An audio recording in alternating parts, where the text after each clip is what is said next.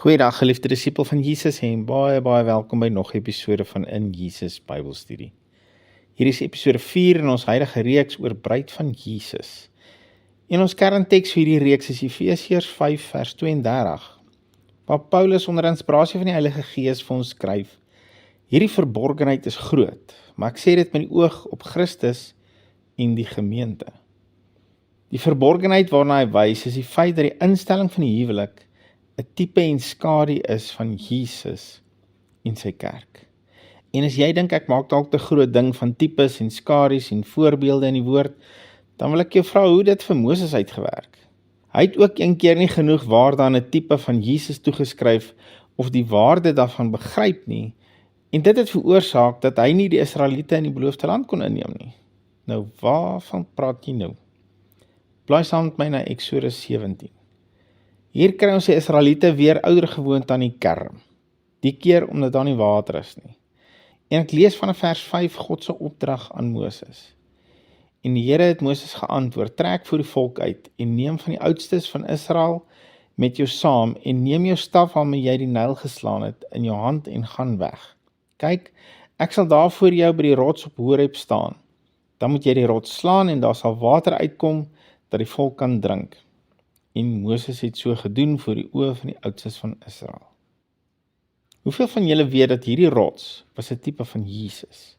En Moses moes hom slaan sodat daar water vir die volk kon uitkom om te drink, sodat hulle aan die lewe kon bly.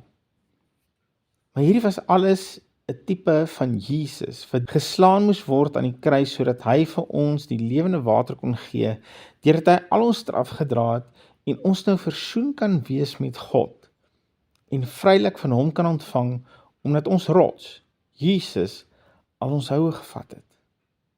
In Numeri 20, kan jy dit oorvertel, is die Israeliete weer aan die kerm oor hulle nie water het nie. Kom ons kyk, wat is hierdie keer God se opdrag? Ek lees van vers 7, en die Here het met Moses gespreek en gesê: neem die staf en laat die vergadering byeenkom, jy en jou broer Aaron, en spreek julle die rots aan voor hulle oë. Dan sal hy sy water gee.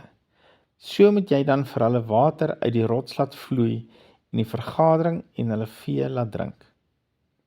God sê vir Moses dat hy hierdie keer met die rots moet praat en daar sal water uitkom. Hoekom? Weereens, as gevolg van die tipe van die rots wat Jesus voorstel. Jesus het net nodig gehad om een keer ons straf te dra. Sy offer was so perfek dat een keer genoeg was vir ewig. Na Jesus se dood en opstanding kan ons nou met hom praat en strome van lewende water sal van hom afvloei tot ons voordeel. Ons het nou direkte toegang tot hom deur ons woorde, omdat hy ons straf reeds gedra het. Maar wat doen Moses? Uit frustrasie uit slaan hy die rots 2 keer. En water het nog steeds uitgekom, maar hoor wat is God se reaksie? Vers 12. Toe sê die Here vir Moses en Aaron: omdat julle in my nie geglo het, om my voor die oë van die kinders van Israel te heilig nie, daarom sal julle hierdie vergadering nie in die land inbring wat ek aan hulle gegee het nie. Omdat julle in my nie geglo het. Let op dat God nie sê omdat hulle hom ongehoorsaam was nie. Hy sê dis omdat hulle nie in hom geglo het nie. Geliefde van Jesus, hoor mooi wat die woord ons hier wil leer deur hierdie tipe van die rots wat Jesus voorstel. As ons probeer om God te nader met enige vorm van straf uit ons eie uit, as ons probeer om onsself te heilig en onsself te regverdig, dan sê ons in werklikheid ons het nie geloof dat die eerste betaling, die betaling van die kruis, dat dit voldoende was nie. En sjoe, kyk wat is die gevolg? Hulle sal nie ingaan nie. Die eerste keer het God al sy woede vir ons sonde op die liggaam van Jesus uitgewoed. Die betaling was oor as genoeg en meer as voldoende. Daar bly nie nou meer vir ons iets oor om voor straf te dra of rituele wat ons moet doen vir die lewende water om te vloei nie. Ons kan dit nou net glo en dit spreek en dit sal vloei. Moses en Aaron het nie hierdie nodige waarde geheg aan hierdie rots nie, en dit het nie vir hulle goed uitgewerk nie. Ons moet uit hulle foute leer en nie dieselfde fout maak nie. As die woord hier in Efesiërs 5 vir ons sê, dat die instelling van die huwelik is 'n groot verborgenheid, dan moet ons ag gee daarop. Ek dink die beste reaksie sal eerder wees om te sê, Amen. So wat kan ons hieruit leer? As wat ons wil stry en kibbel en die tipe en voorstelling mis, en mis wat God ons wil leer. Nou, hoeveel van julle weet dat die oomblik toe hierdie verborgenheid geopenbaar is nie toe die verborgenheid begin het nie. Wat bedoel ek daarmee? Die verborgenheid van die instelling van die huwelik as tipe en voorstelling van Jesus en sy kerk kom al van die begin van die eeu af. Van Genesis af, toe die huwelik die eerste keer ingestel het tussen Adam en Eva, dis toe die verborgenheid al begin het. Hulle huwelik was die eerste tipe van Jesus en sy gemeente. En ons gaan volgende week in meer diepte na hulle kyk en hoe hulle Jesus en die kerk voorstel. Maar so kan jy huwelik na huwelik deur die Bybel vat. En as die woord iets sê van die man, dan kan jy Jesus daar invoeg. En as die woord iets sê van die vrou, dan kan jy die kerk daar invoeg. Daar gaan vir jou 'n hele nuwe wêreld oopgaan. As jy gaan lees hoe dat Boas 'n losprys betaal het om vir Rut, 'n nie-Joodse vrou te koop as sy eie, en jy vervang dit met Jesus en sy kerk. Ek los daai vir jou verbeelding. As jy gaan lees hoe dat Hosea met die hoer Gomer moes trou, 'n vrou wat eerder agter ander mans wou aanhardloop, en jy begryp dat God vir Israel wou 'n fisiese beeld skep van hoe dit vir hom voel wanneer hulle agter allerlei afgode aanhardloop, maar dat hy haar ook telke male weer gaan haal het om vir haar te wys, hy's lief vir haar en hy's committed aan haar. Dis so beautiful. En dan is daar talle sulke voorbeelde. Gaan geniet om na hulle te kyk uit 'n nuwe perspektief. Maar geniet die mooiste voorbeeld van hulle almal, dat jy die bruid is van Jesus. As jy hier in Efesiërs 5 lees dat die man die hoof, die voorsiener en die beskermer is van sy vrou, dat die man sy bruid moet lief hê soos sy eie liggaam, dat die man sy vrou moet voed en koester, dan onthou jy, hy praat eintlik van Jesus.